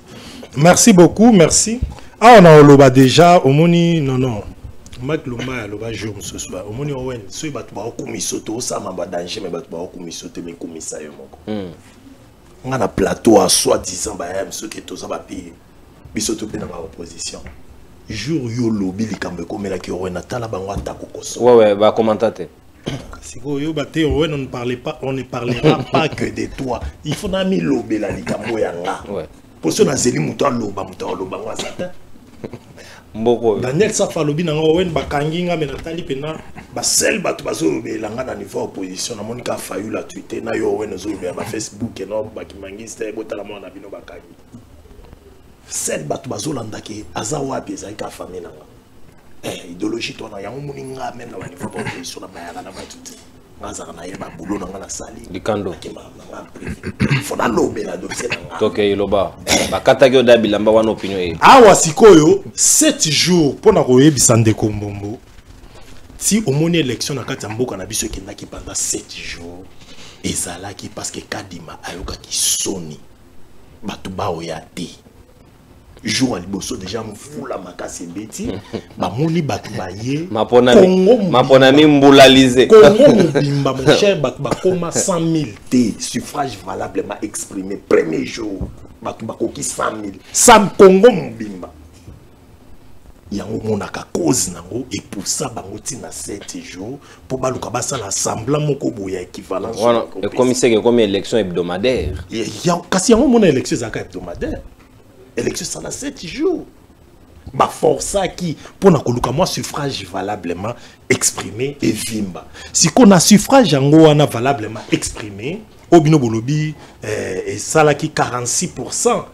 En tout cas, dans un mois d'août, il y a 46%, wana même selon non, 46% c'est la totalité à suffrage. C'est totalité à suffrage par rapport à où ils ont entendu, où s'exprime qui, suffrage valablement exprimé, ça qui 46%. Donc, à 46%, où ils s'expriment qui, on a ndeye, c'est quoi, 73%, il y a 46%. C'est-à-dire, toute la participation, ils ont qui faible. Et ça n'est pas le on a Merlin. C'est-à-dire, il y a des motivations dans chacun des pays où ils ont ça là que en gros, mais ils ont ça mingité. Chez nous, même bisous la période d'élection, ils ont candidat dans la législative. Monsieur, c'est ma petite va voter viens. Tu vois qu'il a besoin de voter, mais qu'on a pas vu ça, bon résultat n'a pas tout na bango. Tu vois ça là combien de fois on a voté on a failli, tu vois que failli a gagné Félix, mais résultat Bimara qui a Félix. Jean-Pierre Bemba papa na le bac non, tu as gagné qui a Martin Fayu. Maman na biso ya MLC nani papa bazayi ba yepe asali be mission tout sali nae azolo bakemi to gagna keza fayu mais likolo transhumance bakenda kuna pi bakoma bato jale lo makasi koleka ko to bato Félix mais ba yebi ke Félix a gagné en été élection siko Congo ya bongo muto azasu na courage qui voter MLC lo ba maboka sa ya Félix eza salité mais ba yo ya na maboka salité c'est indigne Badama Bisanza talaka ke Badama nini Bisanza ko na 2006 mboko na ebiso na 2006 muto a gagné l'élection na mboko na biso muto to yebi c'était Jean-Pierre Bemba muto to yebi yango alors Bemba a yebi situation wana ou soit azala ki lisu na choité asala o ya sala le loi rejoignant quand o rejoignant réalité na biso électorale et ça yango wana suffrage valablement exprimé Félix c'est que dernièrement dans le conseil de sécurité 50e minute dans les 50e minutes na ota na Facebook batoné à présidence baké directement so 50e minute 113 vues Mouto a gagné la 50. On a n'engé mongonga bayimbo ke bandisi ke l'équipe chef de l'état n'aime pas 113 vues et sont les candidats direct on va congolais bazar désintéressé désintéressé c'est-à-dire ba voter mais dans le centre on ne peut avoir que les conseils ou les membres des familles mais oui Et puis la conseillère, même certains conseillers, 1080 conseillers, c'est pas ça. Tolérance, s'il vous plaît. Félix Tshisekedi, tala, moi, je le hein. Vanda attention, mon président Félix Tshisekedi na télévision, tala na bien, tala bon. Ah, ça pena muto bangengete. Donc c'est-à-dire il y a des prix. Est-ce que il y a la machine un baromètre en na habité na habité tout ça ça ngenge c'est santa pena que muto ça ngenge na loba ki amon depuis ngenge sport pesa ata footballeur ata petit mo boy ka ba beta na mama solo Paris foot au senti que petit yo azana eloko moko boy. C'est-à-dire on peut l'utiliser dans le niveau quartier à mobiliser les bisous bateaux. Félix n'a pas cette qualité-là à Kolobake. C'est sans précédent. Pour la place, on a besoin de pour Essuinga, que c'est sans précédent. Namboka na biso muto azwa quand même 73%. Non, ce total les résultats à Kadima, suffrage valablement exprimé. Total selon Kakaba président signé. Suffrage valablement exprimé il y a 2 fois Joseph Kabila au monde qui est l'équipe Félix.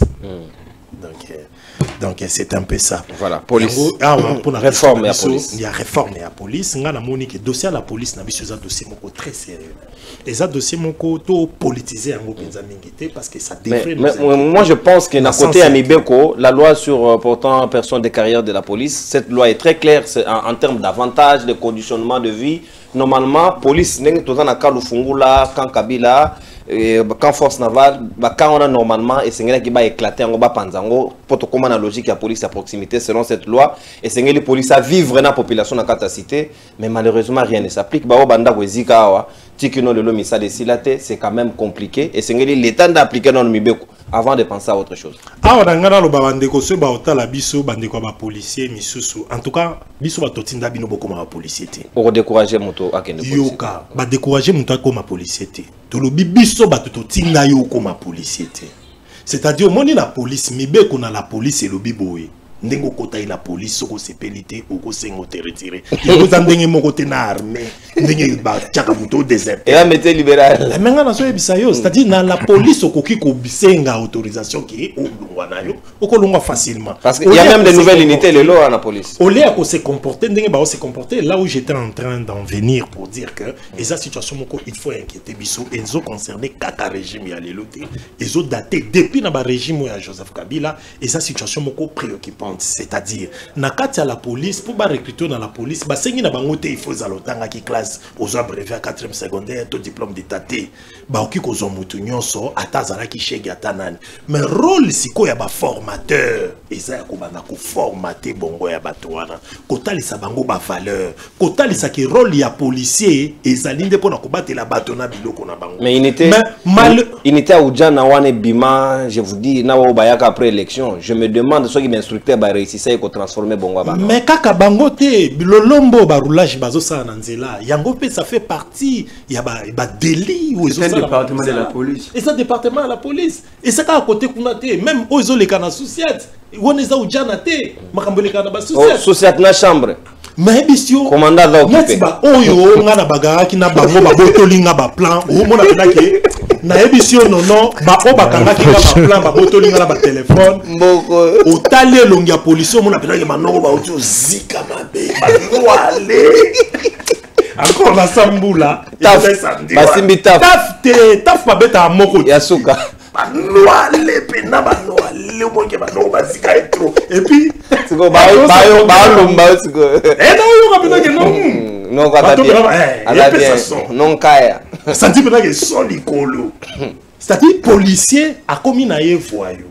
Or en principe biso tozoloba awa izosenga ba policier à comprendre le rôle na ya combattre la batona biloko na bango vidéo moko na tindela kio na éviter soki comme pa na yo il y a je crois colonel na bango moko azopesa leçon morale na ba policier ayeb sa bango moni armée o simbi basomba bango na mbongo ba congolais tenyo lati na mbongo ba congolais mais boni boko balusaka biloko ngo susu kaka pona ko boma congolais na o menacer congolais donc c'est-à-dire ba to ba perdre pédale il faut ministère na biso ndenge to lobaki awa ya tutelle c'est-à-dire la territoriale ministère na biso ya territorial o kamba bina Chabani il fallait qu'il baïba comme bakoki kosala na ba policier na biso batali ça parce que ça n'est de trop policier lelo a olez à la agent ou qui kopesa moto kimia on doit se sentir na sécurité policier lelo zo traumatiser bato mais loko tozolo baka na kati mboka to éviter biloko ko créer guerre civile. Parce que ça n'est de trop, bah, policier, wana, et la qui cité ceux qui osent policier, dans l'équipe civile, na makasité. Et puis ceux qui va respecter, bah, respecter quand on l'a dit, symbole à l'État. Il y a symbole à l'État, na mundu ko yo simbi. Mais ceux qui besoin continuer de continuer, bah, un qui me sous peut pas continuer sous moulaïté. Et comme en France 24 heures, filmer, ma ramener sur les canards RDC. Ça n'est de trop. Ah, on a ces là qui t'es mingi, n'a bien aimé le CG, ancien CG, il y a UDPS, Jacques Chabani, le fait il y a qu'au tweeter, lobby, koloba que droit à manifestation, ils ont garanti, mais qu'on perturbe l'ordre public, il pèse en babé. C'est ça, on a perturbé l'ordre public. Bon, tu quoi, pas perturber l'ordre public. Donc, vous avez dit que Jacques Chabani n'a regretté maman Bakani Panaye, selon Jacques c'est que nenga adola manada una eza perturbation ko perturber ordre public te na émission na ba taliban na bango batu nyonso ba commenter ba condamner Chabani babiyo lelo ko mais Kabuya pas obenga ngo évacuation Kabuya ake ko benga ngo eza évacuation pour ba kotisa bon condamner Kabuya te pour c'est Félix Tshisekedi mutatinda Kabuya oh omoni makamu nyonso Kabuya alobaka beaucoup pesa nga sur les opérations dossier souvent chef de l'État pour l'ensemble oyo président Félix a condamné makambo c'est ça Kabuya nenga zabu makamu nyonso asalaka na ba ko toucher ba constitution na ba obo eza Kagame nde mutu azosala ngo o na boy Kabila nde mutu afinansaka ba rebelle na est Kabuya loba avant Félix akoyoloba ngo après Kabuya soka lobi awa ke ba évacuer qui se sanga pour éviter les pires et comment ba protéger tout de se sanga pour les pires et comment Kabuya lobi ngo bon et na méthode na manière yo kanti Kabuya n'a pas l'information que le chef de l'État avait pour chef de l'État qu'on a condamné koto ye Kabuya loba ke non te moyen condamné zate ba protéger qui est c'est organisé il faut tout ça bazo ba poto comprendre landa idée na ngate Félix Tshisekedi a condamné acte basali c'est ça. Donc j'ai dit. Mais Kabuya awa ya lobi ke basali bien, ba protéger écoute pour les pires pouvoir arriver. Donc il reconnaît que cette police peut faire pire. C'est le Kabuya. Et ça n'a pas tout balinga basala c'est ça ngama beso qui peut force des progressions banani ba et ça n'a pas tout balinga ba c'est pelater c'est ça ngao ça la mouvement moko ya hôtel mais la révision to changement à constitution le pire pouvait arriver sikoyo le fait de la police a joué ba accompagner tinanda ko za pour sauver mais président Félix kuna ya lobi a condamné ngo or Félix na Kabuya balobali loba moko style kizengi kotina kati bazo kosa nani mwambe ko disait bokanisi boko kosa nani merci et loko basali na c'est ça téléphone ouvert condamnable bisonyo soto condamnango mais nga souci nangeza ata Félix lobe alongo na pouvoir c'est un problème moko eza permanent to réfléchir makasi sur yango ko mboka na biso to mama to koma na police moko professionnelle. Félix Tshisekedi en avait décrié l'autre fois qu'on n'avait pas de police professionnelle mais il a eu 6 ans au lait aluka façon nini to ko professionnaliser police na biso il a failli une fois de plus. Merci beaucoup. Merci beaucoup mon mboka Owen Bosenge dikando mona kini na tondi obotondi voilà sika toko ba appel na bino boyebi numéro ezali affiché na se ya logo ya mongongo ya Bayimboka plus 243 81 0244 539 ezali numéro WhatsApp ya mopanzi sango tokoki pe ko interagir parce que projet ezali d'ici février 2025 et senge toza na mo bangé na studio dans les normes dans les standards des international donc esto sengi bino surtout bo porter biso soutien na bino na bande défilante numéro ya M-Pesa ezali wana Orange Money pe ezali wana bokoki pe numéro ya banque ezali ko défiler wana UBA bokoki ko assister biso e ko sala biso malamu mingi penza donc ndeko no so benga biso na AR ya appel sika wandenge na permettre bino bokoki déjà ko interagir na biso par rapport ya sujet to ko solo na bino tout à l'heure makambo etali police pe makambo to beti na bino du solo oyo ko salema na Okatanga na arrivée à chef de l'État au basengi na bana kelasi na ba wenze tout est suspendu là-bas aucune activité not opérationnelle simplement parce que mukonzambo kazako ya est-ce que tozongi na MPR ou beto sali ndenge nini o bengi biso o pesi biso point de vue na yo mafinga te s'il vous plaît bande konangai o komeli biso correctement bien et puis toko solo na bino et sengeli peto bongise sika wana donc les gens vont s'abonner à notre chaîne YouTube et non sur notre chaîne moi erreur moketo glisaki toko bongisa yango merci beaucoup pour la correctif wana ndeko atindeli biso pour natinana donc toko zwa ba appel na bino seulement des appels WhatsApp et non des appels normaux 1 minute 30 chacun OK mosika à télévision et puis au pesi biso point de vue na mbote mwana mboka obengi biso ape kombonani bonjour ndeko nono bonjour ndeko bengi biso ape kombonani na bengi mbeno pena parti ya Luanda Na Angola, na Luanda, capitale. Makanisi na mwana mboka. Ah, makanisi. Oh là là, ndeko na biso depuis l'Angola utuko kende na banzi ya kozonga to kamata ndeko mosusu. Mbote mwana mboka obengi biso apipe kombo nani? Allô? Allô? Oui, ndeko obengi biso apipe kombo nani? Évitez-moi makelele s'il vous plaît. Soko obengi biso kitisa volume ya télévision na yo, to pe kende mwa musika nango s'il vous plaît. Obengi biso api? Nabengi bino depuis commune ya Kasavubu. Ouais, mwana mboka. Ok. Bon. Na sujet vraiment na ekokuta bino na katikati mais na intervenir par rapport na makambo elobama mikolo na concernant constitution. Par là na ngana par rapport na ba propos ya soi-disant CG Kabuya. Il y a IDPS qui est constitution à constitution module. Bon, constitution module, est-ce que il y a un avantage et boti misuni quelque chose où azala na ngwe mona na lisusuke lelo? Non, non, s'il vous plaît, ndeko, s'il vous plaît, s'il vous plaît.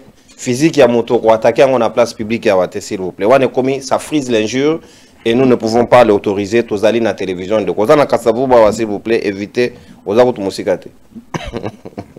Faut pas aller verser dans l'injure.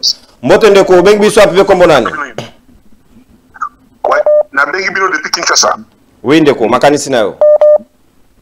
Makanisi na ngai ezali tangu Nico Fay alobaka na biso ke régime ba mubutiste tochaka etembe.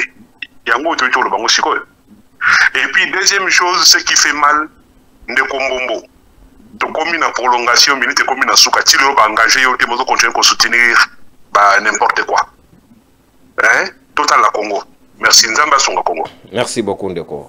Voilà, beaucoup qui peut Rolanda Bisso pour na bande ko bazome na Kinshasa, pe na intérieur na Congo central, beaucoup Rolanda Bisso na haut-parleur télévision o ezali ko relayer biso na ngonga ya 17h heure ya Kinshasa, tiki ngonga ya 18h40, pe 7h ya Tongo, tiki ngonga ya 8h40 du lundi au samedi, donc na dimanche na Tongo boko zoka rediff na bino. Mbote mwana mboka obengi biso ape kombo nani? Mbote ndeko obengi biso ape kombo nani? Allô? Ndeko atie affiche ya Kabila na profil na ye to yambi yeme akolobate na éviter peut-être problème ya connexion na ngambo na ye bolimbisi. Allô? Mbote ndeko obengi biso apipe kombo nani? Bonjour. Bonjour ndeko ozali en direct to gagner ngonga obengi biso apipe kombo nani? Makanisi nao. Nabengi depuis l'Angola, Désiré Kembo, depuis Luanda. Tokei ndeko. Papa nalandi masoloni ngezoleka ezopela biso soni na pasi ezotinda biso tokanisa badirigeant ya IDPS baza na insuffisance intellectuelle soki totali Congo pese touti na bakasavu balumumba tovanda na constitution moko boye ya ini groupe de personnes basala conférence na bango bazwi makanisi na bango le seule constitution ezalaki rendu au peuple yango oyo ya 2005 toza nango lelo. Ce qui me dit que dans le président de la République, Lélo, c'est grâce à la Constitution. Il a prêté serment avec cette Constitution. Hein? Même il y a un président de la République, il y a une origine de la Constitution, il a prêté serment. Ils ont confirmé qu'ils sont créés par les étrangers. Mais en réalité, c'est faux. Tu veux ton origine. On ne croyait pas que Tshisekedi au régime à Tshisekedi à IDPS et qu'on remerciait Bissot Congolais Boy. Bissot qui a un référendum, c'est à Moïse. Il y a ça Mboula liage. To voter moi c'est Mboula. Depuis to vanda mboka balumba bakufa, bakasavu bakufa pour avoir une bonne constitution. Si on prend un mboka, c'est ça que la constitution est bloquée. Merci Ndeko. Papa. Merci. Merci. Merci beaucoup. On attend du bouton du tour aux appels Bandeko Basoso. Ne vous en faites pas. De l'on européen c'est bien moins marge. J'appelle les belés tous à week-end pour que vous s'exprimer comme il se doit. Ne vous en faites pas. Mbote mwana mboka obeng biso ape comme nani? Oui, mbote ndeko nono na bingio banda na mboka ya France. J'ai partagé ma candidature na bino, mais avant tout na peso déjà félicitations. Na ndenge au fongoli chaîne na Afrika ba encouragement ebele au kende liboso. Merci. Participation na nga lingé ezala. O tozomona na mboka na ezali copie ya MPR. C'est botali histoire bien, papa Tshisekedi azalaki moko ya cofondateur ya MPR. mwana na ye mpe akosala kaka ndenge papa na ye asalaki. Eloko na kosinga kaka na yo ndeko Nono polo koni aussi omeka MP kofungola bandeko mingi oyo bakoya na plateau na yo bwanya mayele enfin ba comprendre nini oyo constitution ezali na kati. Parce que tozali komona bandeko ya IDPS bazali ba confusion délai bazali ko abrutir population bazali ko abrutir bana na biso na makambo oyo bazali koloba. Na pesi félicitations na ndeko Merlin Vuvu na ndeko Owen Bosende. Merci beaucoup na bino mukolo malamu. Merci ndeko totondi obotondi tozali à 4 yoko pona bilongi opesa félicitations. Bon, libre à vous, il n'y a pas de souci. C'est la démocratie. Oh, Kaboul a évité. Kaboul n'est pas démocrate. Mbotondi ko bengi biso ape comme onani. Na bengi la France, comme on a dit pour Achille. Oui ndeko. Oui. Souci na ngai topelo lengi na lobezali kaka. Donc regret na nga voilà. Terme ngana utiliser on regret na ngizali ndenge na soutenir IDPS na demande ba marche na sama on veut donc comme ko regretter lelo oyo Tshisekedi au pouvoir et tout le monde ba traitement ya boye. Donc c'est regrettable.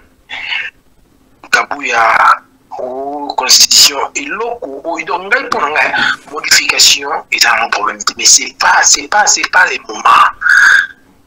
Bah les populations souffrent, les populations souffrent. Et sur le plan de l'autre bah on besoin de gars oh bah on besoin de passer le troisième mandat. En tout cas la suite merci ndeko koza na souci mingi te parce que li kama mboko eza moins passé esengeli to persister jusqu'à ce que mbote mwana mboka obengi biso ape kombo nani oui ndeko kombo na Baudouin na bien depuis États-Unis tokei ndeko Baudouin depuis États-Unis ouais ba biloko oyo ba policier basalaka eza parce que ba makaya oyo ba melaka na ba alcool oyo eza ba volume ebele. Est-ce que gouvernement ba okina ozwa décision te ba diminuer nini ba décret ya alcool na nini na ba masanga donc bayebi ça ba fabriquer ba kitsa pourcentage mboko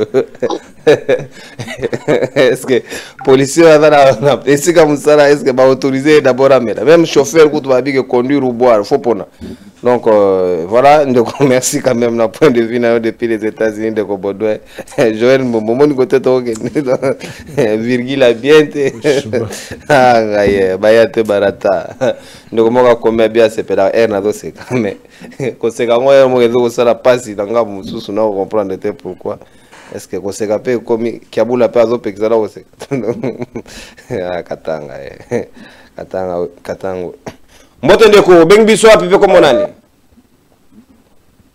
mbote ndeko nono oui mwana mboka na bengi na Canada depuis le Canada tokei mwana mboka ndeko nono mboko yo merci na Merlin Vuvu merci na Owen Bosenge oui merci ndeko nono donc yo bengi rapoka mwamboko merci beaucoup ndeko le tout dernier appel toko clôturer séquence na biso appel pour que toi aussi ça manaka na biso ya lelo mote mwana mboka obengi biso appel comme nani en direct ndeko obengi biso appel comme nani ok comme on Patrick na bengi depuis Masina oui ndeko Patrick ok na ouais na pesi mbote na bandeko nyonso bana plateau bon ou ya MLC ndeko non mbombo wana ndeko Joël Mbombo ko changer biso ba kombo mbote pe kaka ouais et le quand biso na tuna yango oyo Félix a sali 5 ans mandat passé a kanisa attaque ko changer constitution té kaka sikoyo nde anga changer constitution parce que ils ont bloqué mais koyiba bazo détruire ba mbongo bazo tangisa bana ofeli kaka bana babola ndi bata ofeli tokei ndeko oh là là ndeko mususu abenga biso na Belgique mais appel normal na jeu en gros de manière exceptionnelle mais appel normal to rejoindre ndeko s'il vous plaît mbote mwana mboka oui allô non oui ndeko Jean-Paul Montouili, dans un pays en Mboka Belgique. Oui, ndeko Jean-Paul. Toko Joaka appel WhatsApp, mais de manière exceptionnelle, comme c'est les derniers appels de Tozio. Pour dans un pays en Williambourg, en Belgique, ndeko nono na vomezo salanga makasi. Il y a un moment ndeko Félix Nérépéda, même en Mboka. Ndeko a la chemise appelée au monde boya, ça vraiment intellectuel. Mais les raisonnements dans le mouvement, ils ont une liberté, n'andenga sandele. Yazo ibadeki, mboka suki lilu de Félix Alongwe, l'obi yita rechauffe, tala mante komina suka, et l'oni yasui. Tous à fanatique ya mondié, mais tous à fanatique ya mboka. Comment les bouripédas à fanatique ya montou. Mais tout évolue, papa. Comment on a fait bien monter sur un bon ça pour monter, ceux qui bisou montent pour mission monter. Maman, on va dire ce qui est bon pour patriotisme pour ça mboka. Ce qui est le quoi des années, on a la fanatique à mon putain pour monter on est comme pour là. Mais yo aussi côté de Roni. Merci beaucoup. Merci beaucoup. Voilà, merci beaucoup. Bobotope Bolingo et Ingela Nakati Nabino Banso Bayi Kongomani. De partout, bozali à travers le monde. Exercice Rosala, bo liker, bo partager, bo s'abonner, surtout ebele na Kongomani Télévision, bo tapoter kaka Kongomani officiel. Kongomani avec K comme Royaume Congo. Donc Kongomani en un mot officiel. Donc Kongomani TV officiel. Ceux qui ont tapoté en na YouTube, vous retrouvez biso. Tous allez kaka biso moko donc on finit kaka wana on s'abonner et ko sala biso malamu davantage parce que Cap ezali au mois de décembre 10K. Donc on est déjà dans 4K en une semaine et demie. Donc on attend bino botondi parce que sa projet tozana on a bino que to ko matérialiser en gros parce que tozali en pleine énergie et déterminé à kosala yango na lobaki to ko soki sa na sport tozana événement ya PP Calais to ko yango juste avant juste après plutôt élément to ko proposer bino tout à l'heure na ko soki sa manaka na biso ezali obe na ngambo ya ONGD Soleil Levant ou ezali ko œuvrer pour des malentendants surtout des personnes vulnérables et la formation na bituka ebele mais surtout dans le domaine de la formation professionnelle, qui assisté à Enabel, agence de développement de Belgique, où il a assisté surtout à la kit informatique et puis na biloko moi ebele na ba intrant au besoin qui au bekuna ba réceptionnaire qui en gros et pas il y a coordonnatrice topé présidente nationale il y a ONGD Soleil Levant maman Siona Élysée Kwanzambi où azali ko bokomona na bilili tout à l'heure na élément et reportage auto proposé bino totinda qui ba reporter na biso na terrain pour na bakeno ko s'enquérir lo lenge kani activité en welekeli ki na kingabwa na commune ya limité to landa yango et puis to rejoindre élément ya sukawana et puis to clôturer manaka na biso au revoir to kutana bino pour la semaine prochaine. C'est une journée exceptionnelle pour l'ONGD Soleil Levant de Madame Élysée Siona Kwanzambi, qui œuvre dans plusieurs domaines, notamment celui de la formation professionnelle des personnes vulnérables, qui vient à ce jour de bénéficier d'un don important de l'Agence belge de développement Enabel en sigle. Dans ce lot de matériel, on y trouve les outils informatiques dernier cri pour augmenter la performance de ses apprenants, les outils de coupe-couture, ainsi que de la coiffure pour les artistes capillaires. Les intrants également en font partie. Cette remise et reprise s'est faite entre la présidente de l'ONGD Soleil Levant et le représentant de l'Enabel, M. Kona Edouard. Élysée Siona Kwanzambi, présidente de l'ONGD Soleil Levant, n'a pas caché sa satisfaction de voir ses partenariats produire ses fruits. Et celui ou celle qui est dans la joie comme moi, je crois qu'il peut même... Ça ne s'est pas arrêté là. Aujourd'hui, les mariages ou les partenariats, la collaboration, Enabel, Soleil Levant a donné son premier fruit, ses premières preuves. Quand nous regardons tout ce lot de matériel, je sais que Enabel a investi des milliers de dollars. Voilà pourquoi nous ne pouvons pas rester inanimes sans dire grand merci à Enabel. Prenant la parole à son tour, M. Kona Edouard, pour le compte de l'ENABEL, démontre l'intérêt de l'agence belge auprès des soleils levants. Ce n'est pas tant l'événement en lui-même, ce n'est pas tant la remise de matériel qui est le plus important pour nous. Ce que nous attendons, c'est le résultat de cette action. Donc, que cela puisse contribuer à la formation de ces jeunes filles, de ces jeunes hommes, et qu'au-delà de la formation, ils puissent s'insérer dans le tissu social et prendre leur vie en main. Faisant d'une pierre deux coups, une exposition de produits Made in Soleil Levant a fait les frais. En l'occurrence, les détergents, la peinture, les piments, les savons et les riz parfumés. Élisée Siona Kwanzambi, présidente de l'ONG des Soleil Levant, a convié ses hôtes à effectuer une visite guidée au siège social des Soleil Levant, situé dans la commune de Limité, au quartier Kingabois, en présence de la chef de division urbaine de Kinshasa, représentant l'État congolais pour le ministère des Affaires sociales. Au grand bonheur de ces convives qui ont tour à tour bénéficié des explications des locaux des différentes formations qu'organise Soleil Levant, dont la réputation ne fait plus l'ombre d'aucun doute.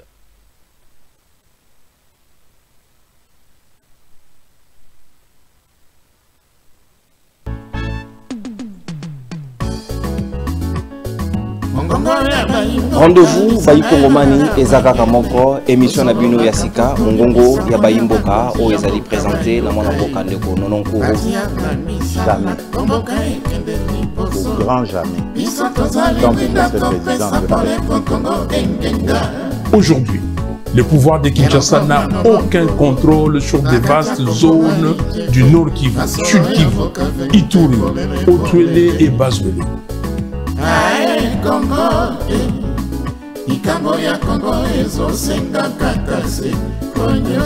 Philosophie échanger te tozali toujours na motane pona ko motaneniser bato nyonso bakoto sate na limemi nyonso to ko mosakaliser bawo nyonso bako respecter o ezali ba principe ya yamanaka